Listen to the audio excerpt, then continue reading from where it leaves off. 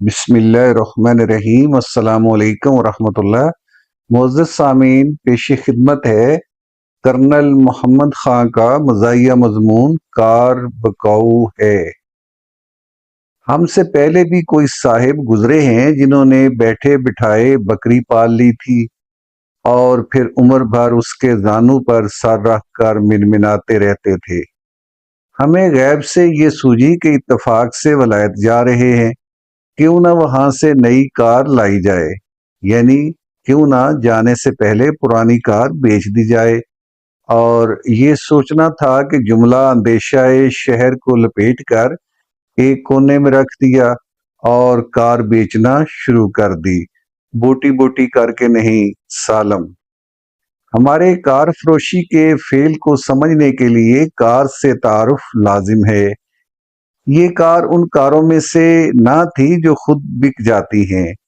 اس متاع ہنر کے ساتھ ہمارا اپنا بکنا بھی لازم تھا، یعنی اس کار کے بیچنے کے لیے ایک 5 سالہ منصوبے کی ضرورت تھی، لیکن ہمارے پاس صرف 3 دن تھے کہ چوتھے روز ہم نے فرنگ کو پرواز کر جانا تھا۔ سو ہم نے عذرائے مجبوری ایک 6 روزہ کریش پروگرام بنایا، جس کا مختصر اور مکفہ لب لباب یہ تھا: آج اشتہار، کل خریدار، پرسوں 30,000۔ سو ہم نے اشتہار دے دیا، کار بکاؤ ہے۔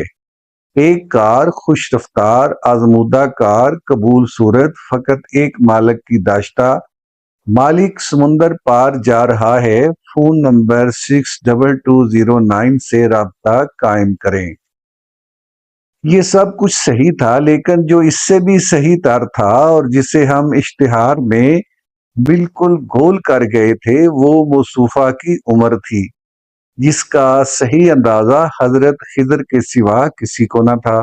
وہ طویل مسافت تھی جو محترمہ طے کرتے کرتے لڑکھڑانے لگی تھی، اور اس کے اندرونی اعضاء کی وہ باہمی شکر رنجیاں تھیں جنہیں شیر و شکر کرنے میں ممدوعہ کے مالک اور گرد و نواح کے جملہ مستری بے بس تھے۔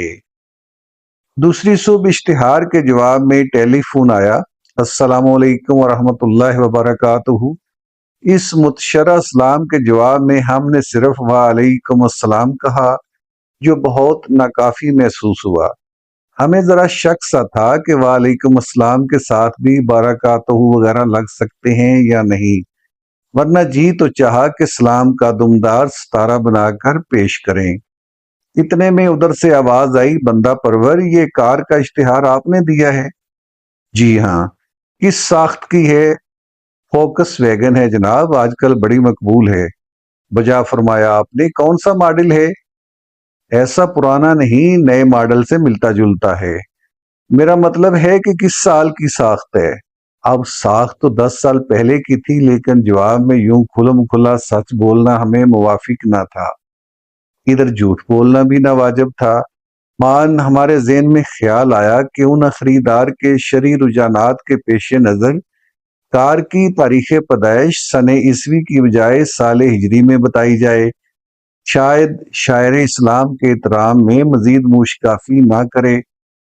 بدقسمتی سے ہمیں موجودہ سال ہجری کا صحیح علم نہ تھا، کچھ اندازہ سا تھا۔ اس سے 8 سال منہا کر کے کہا: قبلہ 1377 ہجری کی ساخت ہے۔ الحمدللہ، آپ تو بڑے صالح مسلمان معلوم ہوتے ہیں۔ ہاں، تو آپ نے فرمایا 1377 ہجری، موجودہ سال ہجری ہے 1390، گویا 13 سال پہلے کا ماڈل ہے۔ ہم اپنے پھیلائے ہوئے دامے تزویر میں پھنس کر رہ گئے تھے۔ بہرحال ہم نے پھڑپڑا کر نکلنے کی کوشش کی، یعنی جب ہجری کو اعلیٰ کار نہ بنا سکے تو سیکولر پینترا بدلا اور کہا: جناب معاف فرمائیے گا، ہجری حساب کچھ ٹھیک نہیں بیٹھ رہا، دراصل یہ صرف 10 سال پہلے کا ماڈل ہے۔ 10 اور 13 میں کوئی خاص فرق نہیں، کتنے میل طے کر چکی ہے؟ ہمیں اسی سوال کا ڈر تھا۔ حقیقت یہ تھی کہ گزشتہ 10 سال میں اگر ہماری کار ادھر ادھر چلنے کی بجائے خط مستقیم میں چلتی رہتی اور تیر بھی سکتی تو بحر الکاہل کے رستے دنیا کے 4 چکر کاٹ چکی ہوتی۔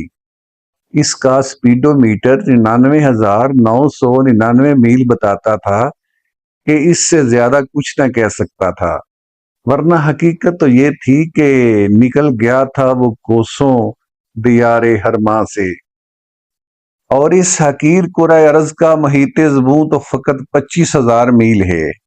الغرض ہماری کار اب دشت امکان عبور کرنے کے بعد تمنا کا دوسرا قدم تول رہی تھی، مگر افسوس کہ ہمارے گاہک کو کار کی ان ماورائی صفات میں دلچسپی نہ تھی، چنانچہ اس سوال کا جواب دیتے ہوئے کہ کتنے میل چل چکی ہے، زبان میں راشا پیدا ہونے لگا۔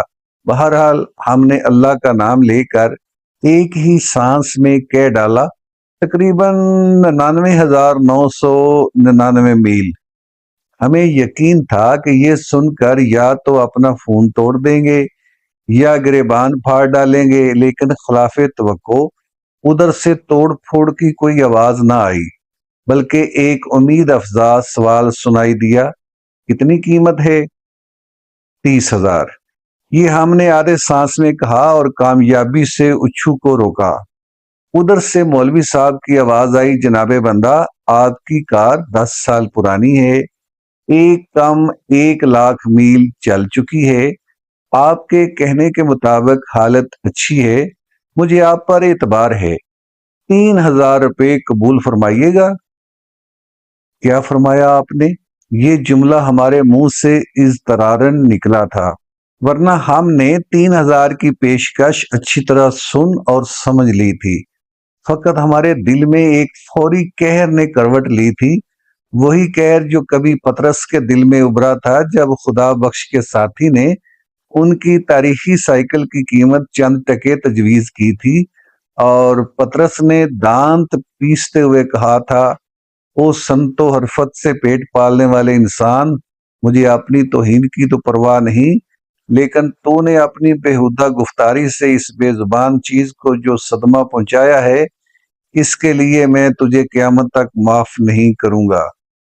ہمارے غیر ارادی سوال کے جواب میں آواز آئی، میں نے عرض کیا تھا 3,000، لیکن آپ کو بہتر قیمت مل سکے تو بڑے شوق سے دوسری جگہ بیچ دیں، ویسے زحمت نہ ہو تو میری پیشکش بھی کسی کونے میں نوٹ کر لیں، میرا فون نمبر یہ ہے اور میرا نام عبدالغفور ہے۔ خاکسار کو مولوی عبدالغفور کہتے ہیں، تو یہ مولوی تھے، جبھی تو فرفار ہجری کی عیسوی بنا لی تھی۔ بہرحال ہم نے اپنے سارے غصے کا ایک فقرہ بنا کر مولوی صاحب کو پیش کیا، آپ سائیکل کیوں نہیں خرید لیتے؟ جواب میں ہلکی سی ہنسی سنائی دی اور کچھ اس قسم کی گنگناہٹ کے جواب تلخ می زیبد لبے لال شکرے خارا، اور پھر آہستگی سے فون بند ہو گیا۔ بڑا تناز مولوی تھا ظالم۔ تھوڑی دیر میں ایک اور خریدار کا انگریزی بولتا ہوا فون آیا، چھوٹا والا اشتہار موٹر کے بارے میں آپ نے دیا؟ جی ہاں میں نے ہی دیا ہے۔ کون والا کار ہے؟ فوکسی ویگن والا۔ اس میں ریڈیو ہے؟ جی نہیں۔ یہ تو بڑا ڈرا بیک ہے۔ ہم سمجھ گئے کہ یہ اینگلو ورنیکر صاحب میز ٹیلی فون قریب ہونے کی وجہ سے گاہک بن بیٹھے ہیں، اور مطلب کار خریدنا نہیں، خریدنے کا سواد لینا ہے۔ عرض کیا، جناب اس کار کا بڑا نقص یہ نہیں کہ ریڈیو نہیں رکھتی، بلکہ یہ کہ رولز رائس نہیں، فوکس ویگن میں بھی ریڈیو لگ سکتا ہے، لگنے کو تو اس میں شہد کا چھتا بھی لگ سکتا ہے، لیکن خاکسار کی کار میں یہ ایکسٹرا فٹنگ نہیں۔ Good by. ایک دو اور فون بھی آئے، لیکن کار کی عمر رفتہ اور سفر گزشتہ کا ذکر آیا تو با مقصد گفتگو کا سلسلہ ٹوٹ گیا۔ اسی طرح شام ہو گئی۔ شام کی صبح ہوئی، ٹیلی فون ہمارے پہلو میں پڑا تھا، لیکن چپ۔ سامنے آخری شب تھی، یعنی پرواز یورپ میں چند ساعتیں باقی تھیں۔ ہم نے سوچا اگر کار نہ بکی اور اس سال میں پیری میں اسے 3 ماہ گراج میں گزارنے پڑ گئے تو جوڑوں کے درد کا شکار ہو جائے گی اور پھر شاید کوئی مولوی غفور بھی میسر نہ آئے۔ چلو مولوی صاحب سے ہی رجوع کریں، لیکن فون اٹھایا تو ساتھ ہی مولوی صاحب کی ہنسی اور گنگناہٹ یاد آ گئی۔ سوچا سبک سر ہو کے کیا پوچھیں کہ ہم سے سرگراں کیوں ہو، مگر اندر سے آواز آئی کہ میاں غالب کا پرابلم تمہارے پرابلم سے سراسر مختلف تھا۔ وہ عشق کا معاملہ تھا، یہ تجارت کی بات ہے، بے تکلف فون کرو۔ ہم نے بے تکلف مولوی صاحب کا نمبر ملایا اور سلام اور رحمتیں اور برکات بھیجنے کے بعد کہا، مولانا 3,500 میں کار آپ کی ہے، چاہیں تو آج ہی لے جائیں۔ 3 پر 6.5 کا اضافہ محض مولوی صاحب کی فتح کو جزوی شکست دینے کی خاطر تھا، لیکن قاری محترم قصہ کو تھا۔ اسی شام مولوی صاحب 100 کم 3,000 میں کار لے گئے۔ 100 کم اس لیے کہ بقول مولوی صاحب پچھلی بات چیت کے بعد کار چند قدم چل کر اور بوڑھی ہو چکی تھی، اور کچھ یہ بھی کہ مولوی صاحب کی خودی ہماری خودی سے ٹکرا کر ذرا پائیدار نکلی تھی۔